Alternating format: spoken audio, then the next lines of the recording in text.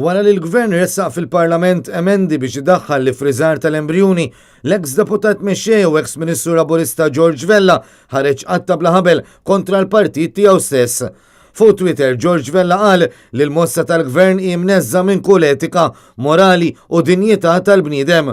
Saħansitra uża l-kelma travesti, jiġifieri parodija. Ftit wara, l-eks deputat mexxej Laburista poġġa messaġġ fuq Twitter fejn staqsa jekk kellniex bżonn naslu sawn u niżżersqu l-isfel biex nilħu l-wiegħda utopika tal-ugwaljanza. Il-pożizzjoni ta' George Vella waslet wara li d-deputat mexxej Laburista preżenti u Ministru tas-Saħħa Chris Fern spjega kif l-friżar tal-embrjuni se jibda jkun possibbli fil-proċess tal-IVF. Dan minkejja li s-sistema tal-IVF bħalissa ma tippermettix li jkun hemm dan, iżda bit-tibdil li jrid idaħħal il-Gvern dan se jkun possibbli. U minkejja li l-Gvern m'għandu l-ebda mandat elettorali biex jagħmel dan, Chris Fern ħabbar li l-Gvern se jkun qed jagħmel konsultazzjoni biex jara jekk għandux jintroduċi s-surrogacy, jiġifieri meta l-embrjun jitpoġġa f'ġuf ta' mara oħra minħabba li l-om ma tkunx tista' ġorruhi.